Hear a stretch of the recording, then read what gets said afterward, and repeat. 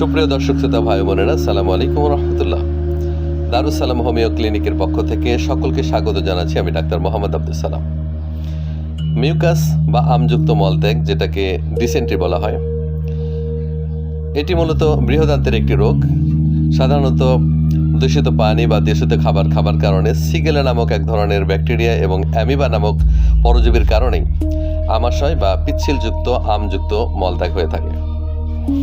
পিচ্ছিলযুক্ত বা আমযুক্ত মলত্যাগ বা আমাশয় হলে সাধারণত পেটে ব্যথা করে, পেট মোচড়ায়, এরপরে কামড়ানি থাকে, আম যাওয়া, রক্ত যাওয়া, তাছাড়া জ্বর বা বমি বমি ভাবও থাকতে পারে। হোমিওপ্যাথিতে এই আমাশয়ের চমৎকার মেডিসিন রয়েছে, তবে অবশ্যই সঠিক মেডিসিনটা যাচাই বাছাই করতে হবে এবং বেছে নিতে হবে।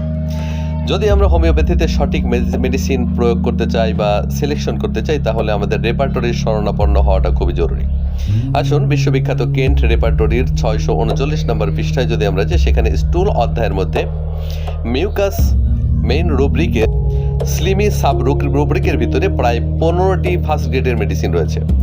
এই 15টি ফার্স্ট গ্রেডের মেডিসিন পিচ্ছিল বা আমযুক্ত মলত্যাগের জন্য ব্যবহার হয়ে থাকে বা আমাশয়ের জন্য ব্যবহার হয়ে থাকে। তবে এর মধ্যে একটি বহুল ব্যবহৃত মেডিসিন নিয়ে আমরা আজকে আলোচনা করব, সেটির নাম মার্কসল। তবে মার্কসল যে কোনো আমাশয়ের রোগীকে প্রয়োগ করলেই রোগ ভালো হয়ে যাবে, ব্যাপারটা এমন নয়।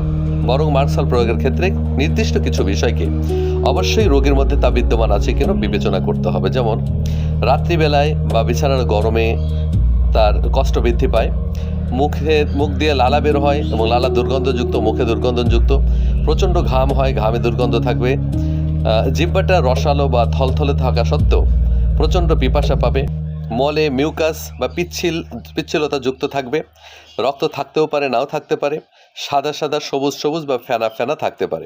এবং এরকম অবস্থা দীর্ঘদিন চলতে থাকলে তার রেকটাম বা হারিশ এটা বের হয়ে আসতে চায়। যদি এরকম লক্ষণগুলো কোনো রোগীর মধ্যে বিদ্যমান থাকে, তাহলে এই মার্কসল মেডিসিনটা প্রয়োগ করলে সেই রোগীর পিচ্ছিল মল বা আমাশা বা মিউকাস যুক্ত মল এটা দূর হয়ে রোগী সুস্থ হবে ইনশাআল্লাহ।